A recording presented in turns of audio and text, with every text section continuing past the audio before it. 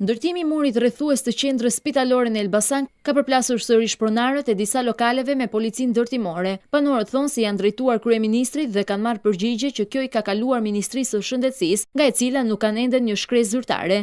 Po kështu nuk ka marrë asnjë njoftim zyrtar për prishjen e shkallëve dhe ndërhyrjen e policisë ndërtimore. Në fakt, problemi pronarëve të bizneseve nuk janë shkallët, por mbyllja përfundimtare e bizneseve pasi muri rrethues bie pikërisht ngjitur me biznesin e tyre. Ata disponojnë tapi pasi të gjitha këto objekte janë të legalizuara. Pronarët e bizneseve kërkojnë t'u lihet një korridor lëvizjeje dhe muri të ndërtohet. Sipas tyre, as drejtoria e spitaleve nuk e ka dokumentacionin e pronësisë së territorit që pretendon.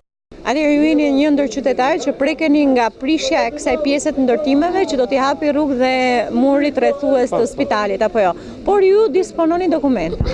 Ne jemi dakord me rrethimin e spitalit, por rrethimi bëhet me kushtet e reja, sepse këto ndërtesa janë bërë që para viteve 90, të legalizuar për biznes, me hyrje nga sipër, i kemi dokumentuar, domethënë ja, komplet objekti i dokumentum dhe shkallët, edhe foto digitale është e rregull, tapia është e rregull, tapi bashkë me formularin.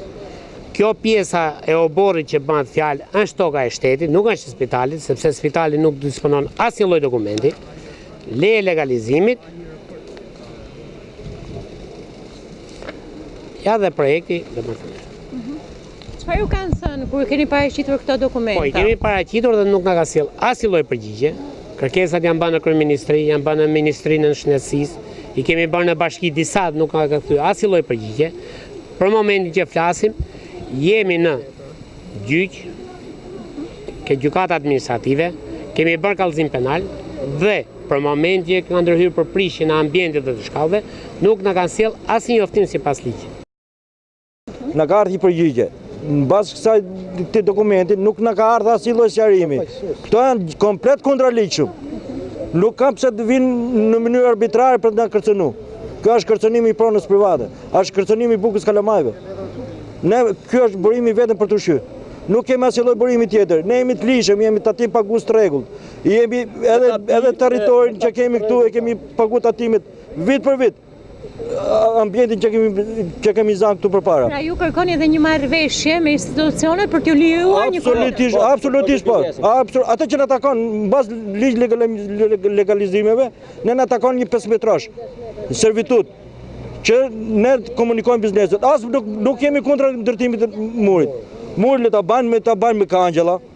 Muri Berlini ka 24 vjet që aprish. Kto pretendojnë që ta ngrenë akoma murin e Berlinit mes qytetit të Elbasanit.